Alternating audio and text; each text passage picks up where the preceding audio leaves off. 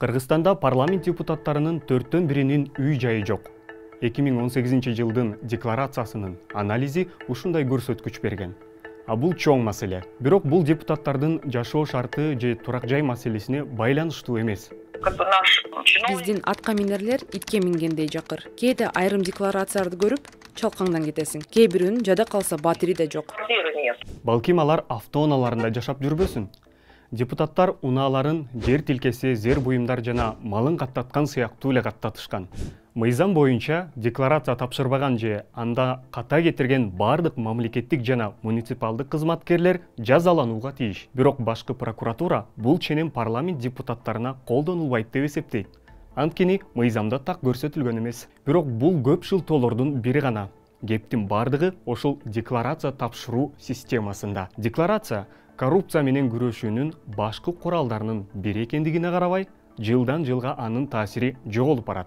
ОССРП жана КЛООП жогорку кызматтагы атка минерлер менен парламент депутаттарынын 2010-2018 жылдагы декларацияларында көрсөткөн 1000ден ашуун маалыматты талдап чыкты. Биз бир кызыктуу жагдайга күбө болдук. Декларациядагы ачык маалыматтар барган сайын азайгандан азайып кеткен. Болбосо элге жеткен азын-оолак маалымат өзү болгону ошол. Азыранда киреши булактары, финансылык милдеттенмелер же кыймылсыз мүлктү сатып алган күнү тууралуу маалыматтар жок. Мунун баары мурда бар болчу. Депутаттар түнкүсүн кантип уктайт болду экен? Кирпик какпай майда жандыгын санап чыгышабы? 2018 жылы 42 атка минер жалпы баасы $3,24 миллион турган мал жандыгын каттаткан. Анын ичинде кой эчкилер популярдуу. Анда мунун баарына акчаны кайдан алышты? Алардын мал жандыгы кайда? Ар бир жандык канча турат? Бул суроолорго жооп табуу кыйын. Бул Кыргызстандын гана эмес, Бразилиянын дагы көйгөйү.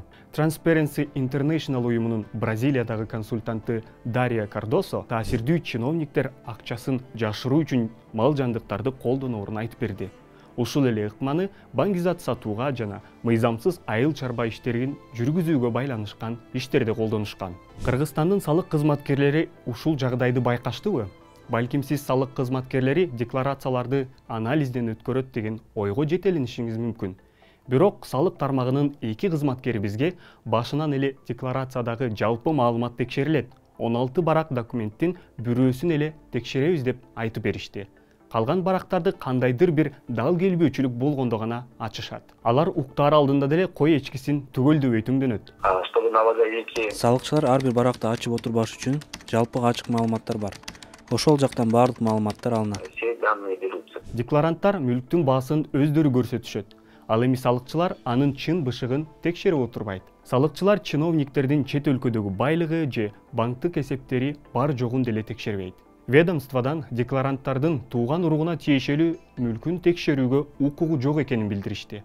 Кыргыз чиновниктери үчүн акчасын, бар байлыгын тууган уругуна, жакындарынын наамына каттатуу бекитүү көнүмүш адат. Эң негизгиси, салык кызматы жаңы декларацияны мурдагы жылдары тапшырылган декларация менен салыштырбайт. Бирок жогоруда санап өткөн мүчүлүштүктөргө карабай, бул система жок дегенде журналисттерге пайдалуу болду. Декларациядагы ачык маалыматтарды колдонуу менен журналисттер жогорку кызмат адамдарынын, анын ичинде депутаттардын бизнесин жана байлыгын жаап жашырып койгон ондогон учурларды аныкташкан. Ага карабай, эч кимиси эч кандай жазага тартылган эмес. Коронавирус пандемиясынан улам бийлик 2019 жыл үчүн декларация тапшыруу мөөнөтүн кийинкиге жылдырган. Алар өсүүбүздөгү жылдын март айында кабыл алынды. Декларациядагы жалпы маалыматтар бери дегенде ноябрга чейин ачыкка чыкпайт.